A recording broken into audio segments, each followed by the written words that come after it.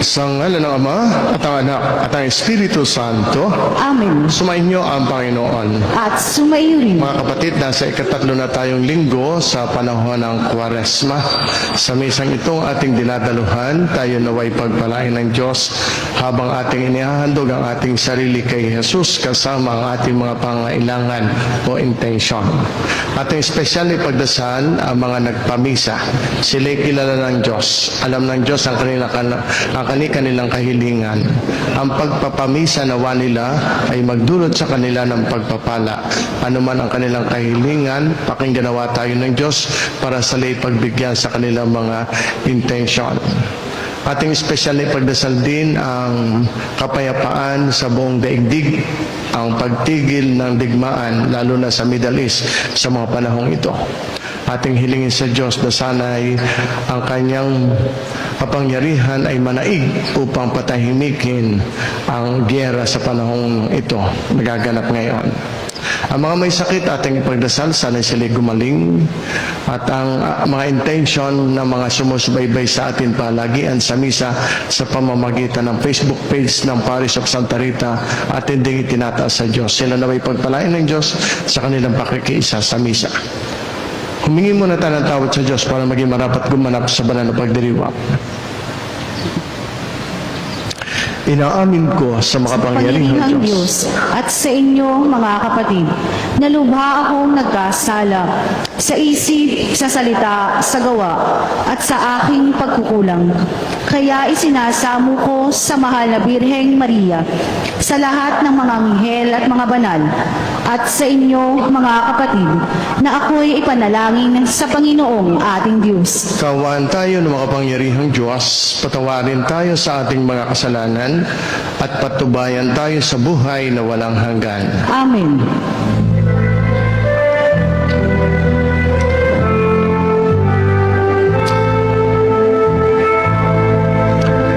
Ikaw na nag-aalis ng mga kasalanan ng mundo, Panginoon, maawa ka sa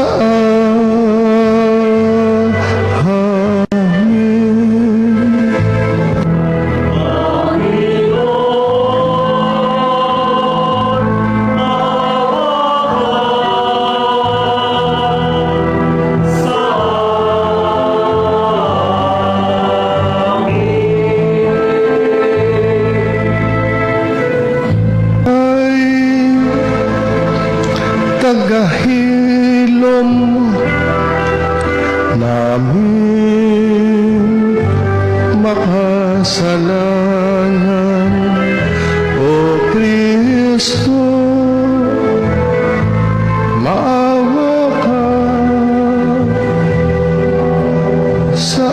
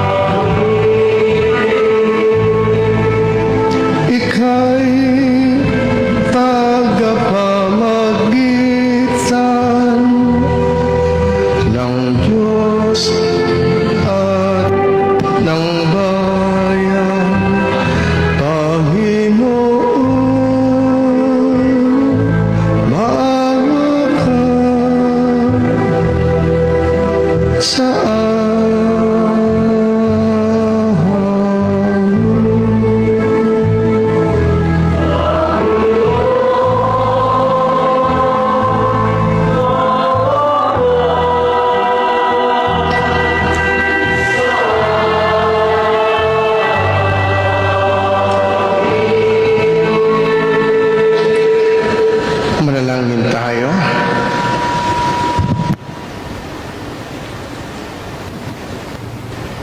Ang maraming makapangyarihan, ikaw ay maibigin at butihin sa lahat. Itinuturo mo ang lunas sa kasalanan ay nasa kusang pagpapakasakit, pagdalangin at pagmamalasakit. Tunghayan mo ang aming mga pag-amin sa mga nagawang pagsuway upang sa pagpapatira pa ng aming budhi sa iyong harap, kami ay lagi mong maibangon dahil sa iyong pag-ibig na tapat. Sa pamamagitan ni Jesucristo, kasama ng Espiritu Santo, magpasawalang hanggan. Amen.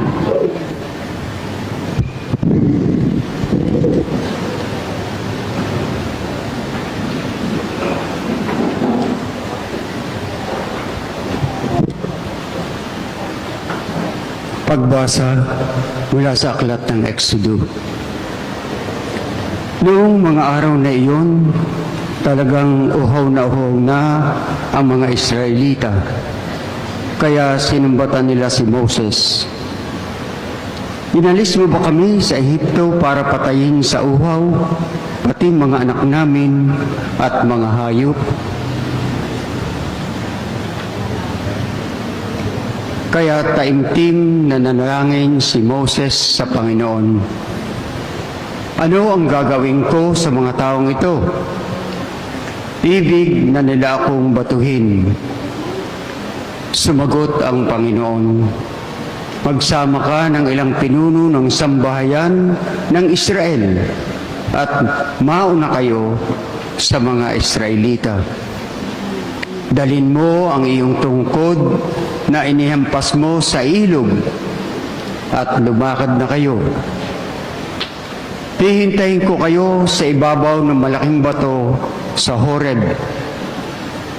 Hampasin mo ito at bubukal ang tubig na maiinom ng mga tao. Gayon nga ang ginawa ni Moses at ito ay nasaksihan ng mga kasama niyang leader ng Israel. Ang lugar na yaon ay pinangalanan nilang Masa at Meriba. Dahil do'y nagtalo-talo mga Israelita at sinubok nila ang Panginoon. Ang pinagtalunan nila ay kung pinapatnubayan sila ng Panginoon o hindi. Ang salita ng Diyos. Salamat. Pagbasa mula sa sulat ni Apostol San Pablo sa mga taga-Roma. Mga kapatid, lamang napawalang sala na tayo dahil sa pananalig sa ating Panginoong Hesukristo. Sa pamamagitan niya'y mayroon na tayong kapanatagan sa harapan ng Diyos. Sa pamamagitan niya niya'y tinatamasa natin ang kagandahang loob ng Diyos at lubos tayong nagagalak sa ating pag-asa na makakasama sa kanyang kaluwalhatian. Hindi tayo nabibigo sa ating pag-asa sapagkat ang pag-ibig ng Diyos ay ibinuhos sa ating mga puso sa pamamagitan ng Espiritu Santo na ipinagkaloob na sa atin. Sapagkat nung tayo'y mahihina pa, namatay si Kristo sa takdang panahon para sa mga makasalanan. Mahirap mangyaring ialay ninuman ang kanyang buhay, alang-alang sa isang taong matuwid, bagamat maaaring may mga has nagmawa nito, alang-alang sa isang mabuting tao. Ngunit ipinadama ng Diyos ang kanyang pag-ibig sa atin nang mamatay si Kristo para sa atin nang tayo'y makasalanan pa. Ang salita ng Diyos. Noong panahon iyon, dumating si Jesus sa isang bayan sa Samaria na tinatawag na Sicar, malapit sa bukid na ibinigay ni Jacob sa kanyang anak na si Jose. Dito matatagpuan ang balon ni Jacob. Umupo si Jesus sa tabi nito sapagkat siya ay napagod sa paglalakbay. Halos katanghali ang tapat na noon, may isang Samaritanang dumating upang umigib. Sinabi ni Jesus sa kanya, Maari bang makiinom? Wala noon ang kanyang mga alagad sapagkat bumili ng pagkain sa bayan. Sinabi sa kanya ng Samaritana, "Kay Hudyo at Samaritana ako. Bakit kayo humihingi sa akin ng inumin?" Sapagkat hindi nakikitungo ang mga Hudyo sa mga Samaritano. Sumagot si Jesus, "Kung alam lamang ninyo kung ano ang ipagkakaloob o ipinagkakaloob ng Diyos, at kung sino itong humihingi sa iyo ng tubig,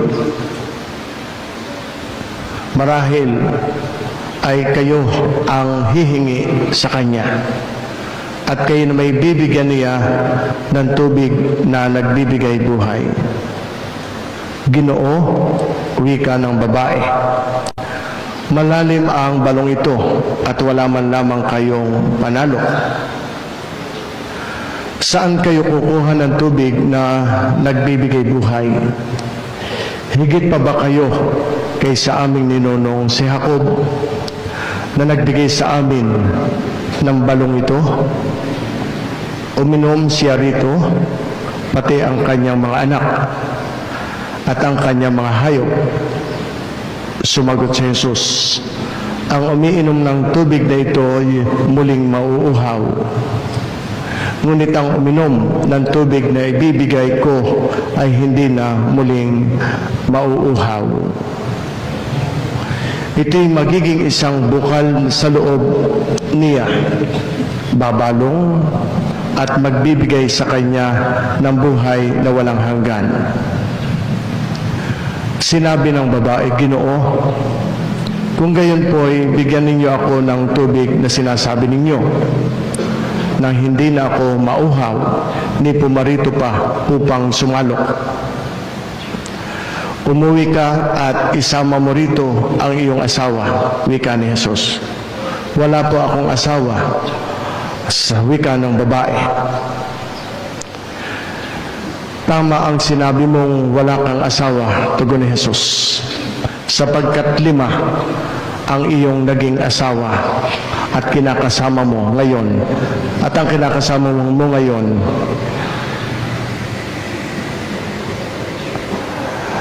sapagkat 5 ang kinakasama mo ay hindi mo asawa. Totoo ang sinabi mo." Sinabi ng babae, "Ginoo, sa wari ko'y propeta kayo. Dito sa bundok na ito, sumamba sa Diyos ang aming mga magulang. Ngunit sinasabi ninyong mga Hudyo na sa Jerusalem lamang dapat siya sambahin o dapat sambahin ang Diyos." Tumugon siya o tinugon siya ni Jesus, "Maniwala ka na sa akin, ginang. Dumarating na ang panahon na sasambahin ninyo ang Ama, hindi lamang sa bundok na ito o sa Jerusalem. Hindi ninyo nakikilala ang inyong sinasamba, ngunit nakikilala namin ang aming sinasamba, sapagkat ang kaligtasan ay galing sa mga Hudyo. Ngunit dumarating na ang panahon, ngayon na nga, na ang mga tunay na sumasamba sa Ama ay sasamba sa Kanya sa Espiritu at sa katotohanan, sapagkat ito ang hinahanap ng Ama sa mga sumasamba sa Kanya. Ang Diyos ay Espiritu. Kaya dapat siyang sambahin sa Espiritu at sa katotohanan." Sinabi ng babae, "Nalalaman ko pong paririto ang Mesiyas na tinatawag na Kristo. At pagparito niya, siya ang magpapahayag sa atin ng lahat ng bagay. Akong nagsasalita sa iyo ang tinutukoy mo," sabi ni Jesus. Maraming Samaritano sa bayang iyon ang sumampalataya kay Jesus. Kaya't paglapit ng mga Samaritano kay Jesus, hiniling nila na tumigil muna siya roon at nanatili siya roon ng 2 araw. At marami pang sumampalataya nang mapakinggan siya. Sinabi nila sa babae, "Nananampalataya kami ngayon, hindi na dahil sa sinabi mo, kundi dahil sa narinig namin sa Kanya. Nakilala namin siya nga ang tagapagligtas ng sanlibutan. Ito mga kapatid ang mabuting balita ng ating Panginoon. Pinupuri ka namin, Panginoong Heso Kristo.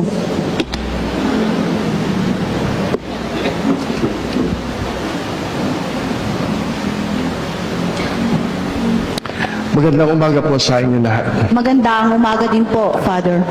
At sa mga sumusubaybay sa atin sa pamamagitan ng Facebook page ng Parish of Santa Rita de Casia, saan man kayo naroon, magandang buhay po.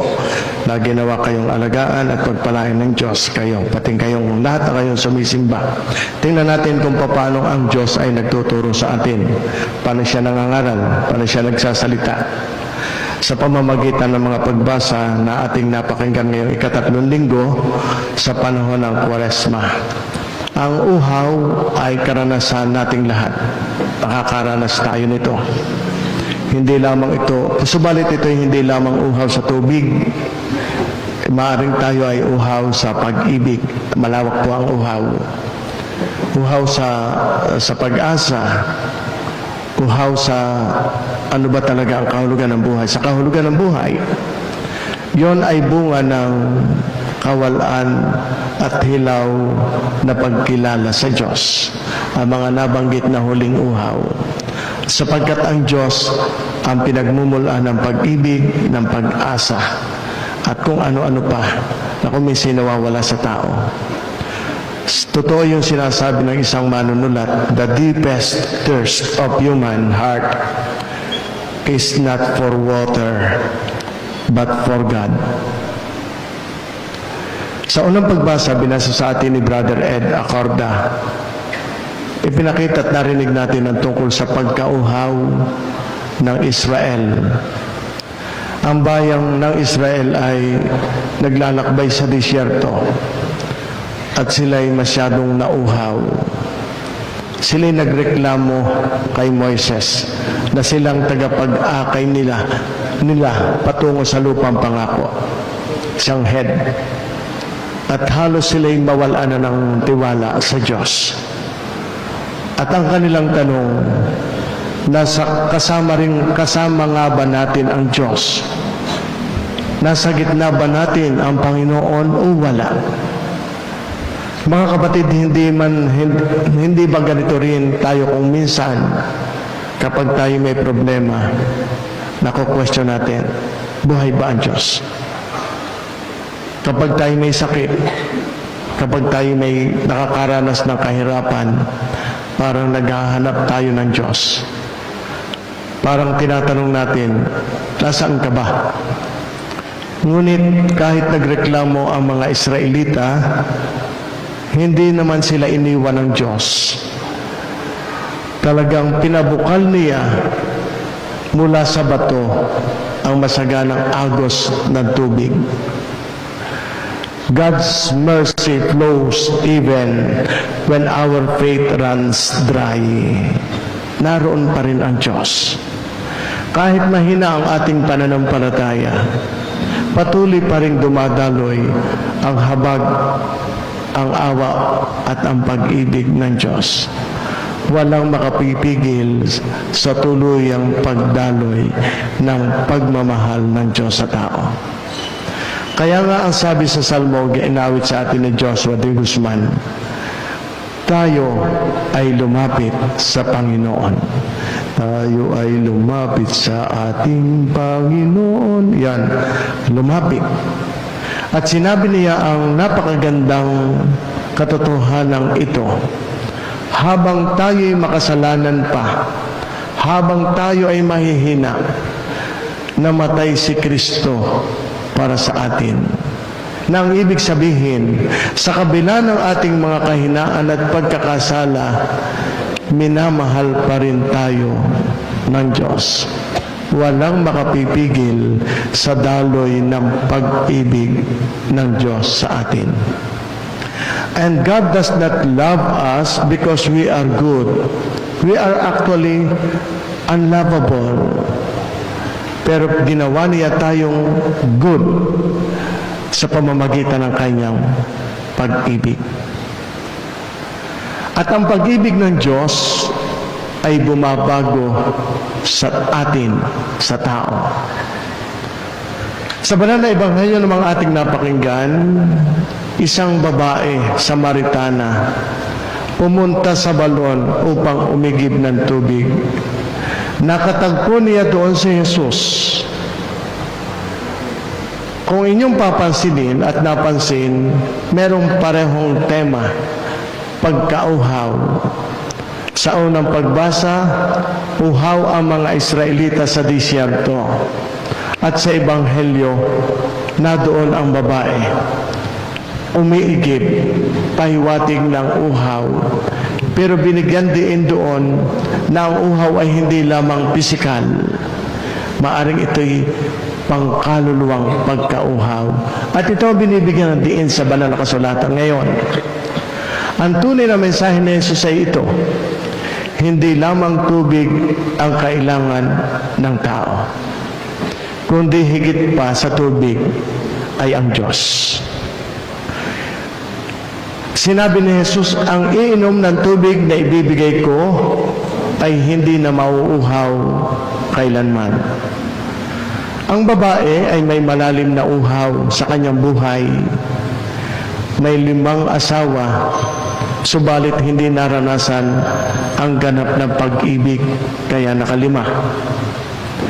Hindi siya masaya. Merong nawawala sa kanyang gusto niyang matagpuan. May hinahanap siyang ganap na pag-ibig at pagmamahal. At ito ang katotohanan. Maraming tao ang naghahanap ng kasiyahan sa maling balon. Sa pera, meron na, pero wala pang contentment. Kahit anong dami, hindi kayang punuin ang pagkauhaw ng tao sa pamamagitan ng pera. Sa kapangyarihan, nakaupo na, maghahangad pa at hindi bibitaw. Hindi kayang punan ng kapangyarihan ang kailangan ng tao.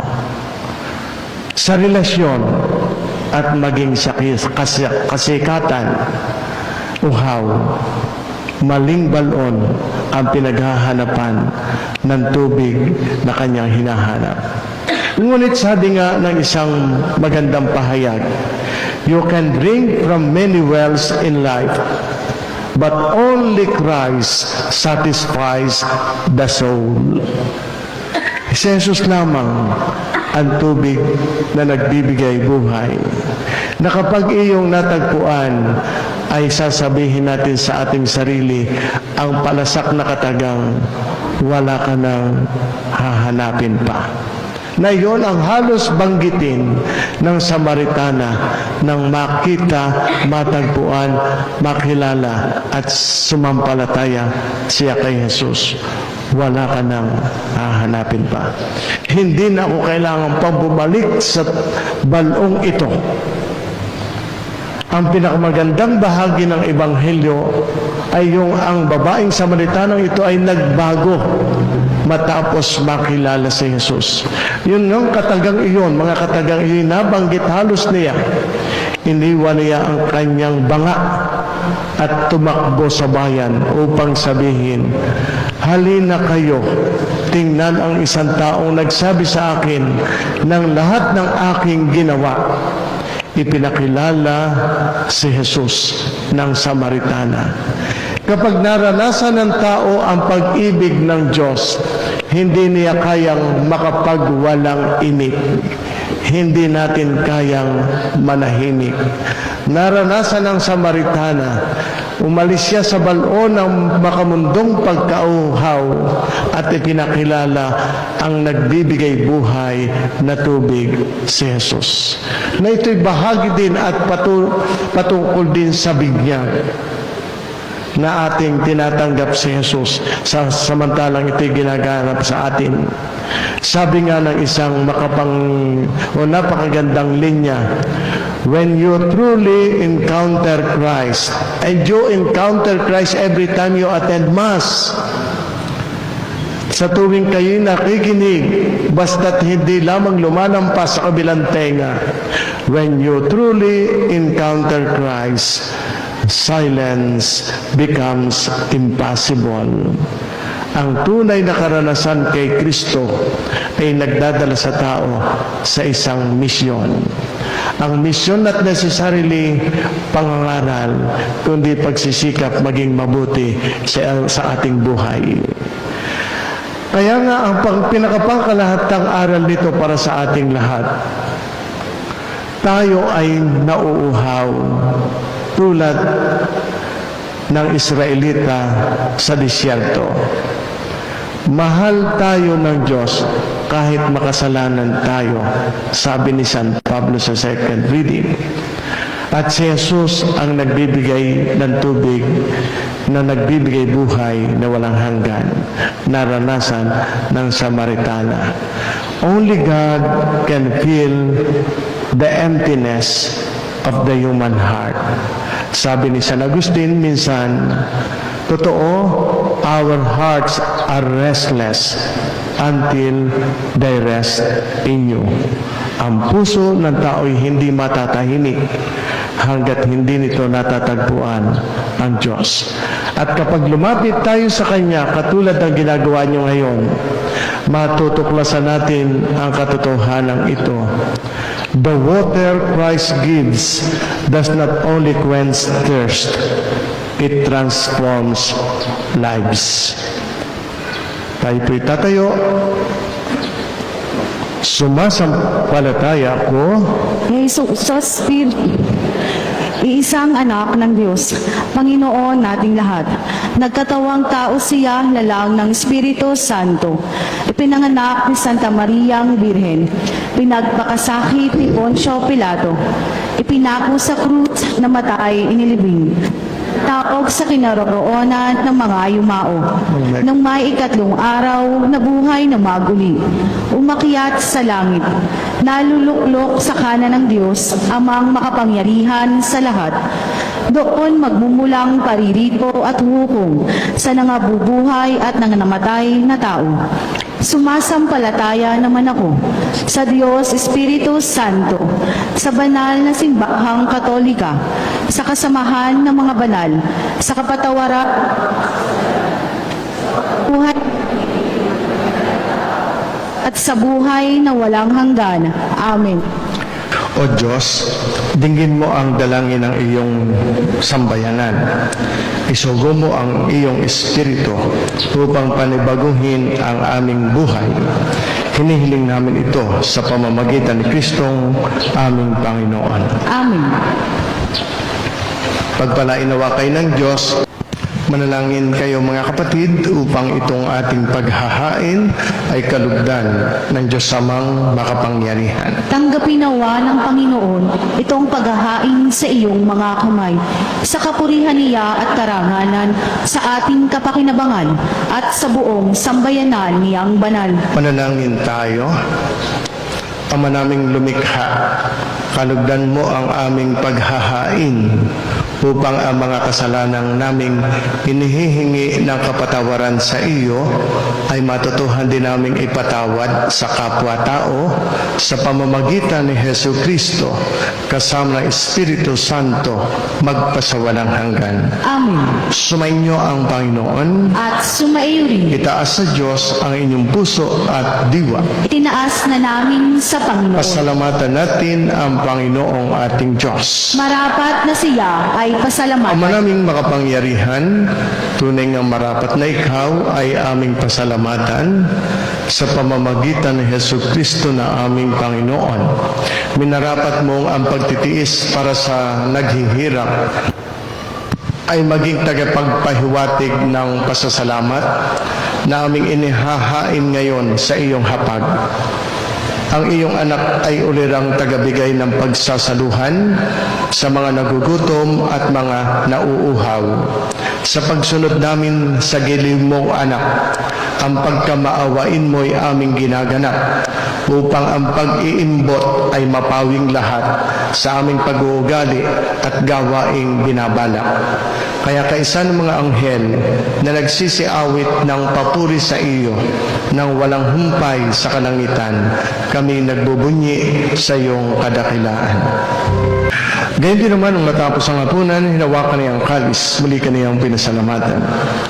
Iniabot niya ang kalis sa kanyang mga alagad at sinabi, tanggapin ninyong lahat ito at inumin. Ito ang kalis ng aking dugo, ng bago at walang hanggang tipan. Ang aking dugo na ibubuhos para sa inyo at para sa lahat, sa ikapagpapatawad ng mga kasalanan. Gawin ninyo ito sa pag-alaala sa akin.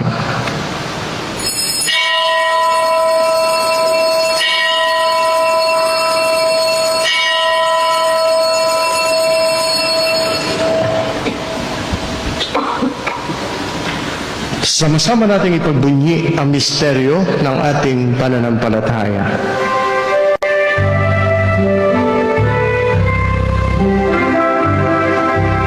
Si Kristo ay bumitayin, sarili ay inihain, bilang pagkait inumin, pinagsasaluhan natin.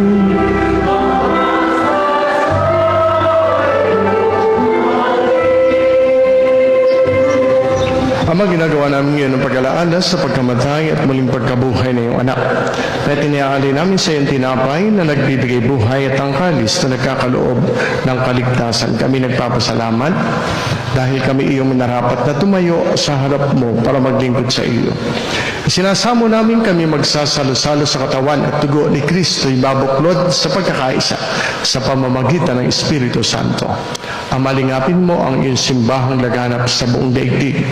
Puspusin mo kami sa pag-ibig kay San Leon, aming Papa Gilbert, aming Arsobispo, ng mga obispo at lahat ng mga pari.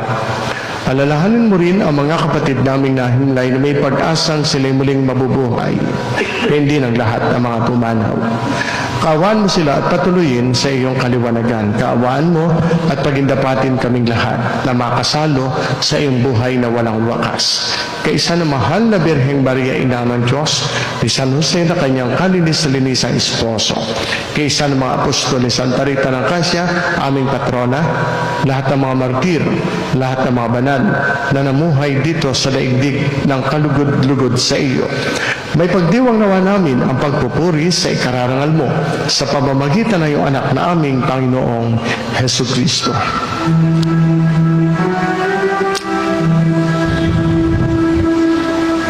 Sa pamamagitan ni Kristo, kasama niya at sa Kanya, ang lahat ng parangal at papuri ay sa iyo, Diyos Ama, makapangyarihan, kasama ng Espiritu Santo, magpasa walang hanggan.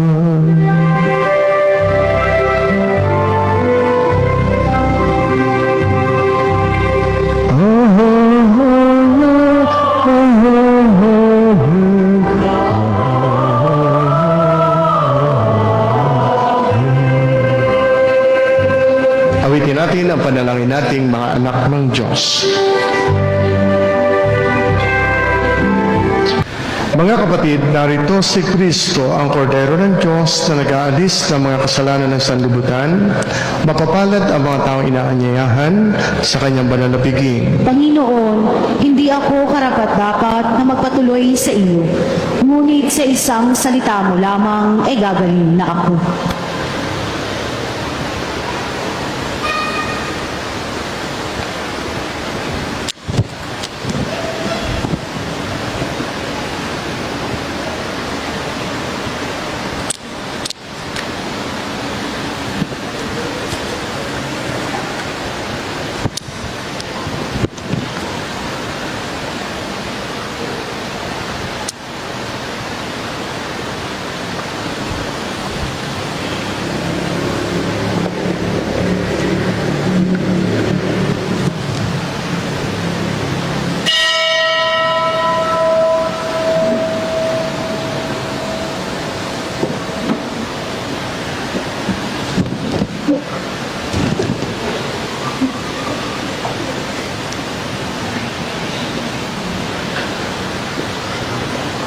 Katawan ni Kristo, Amen.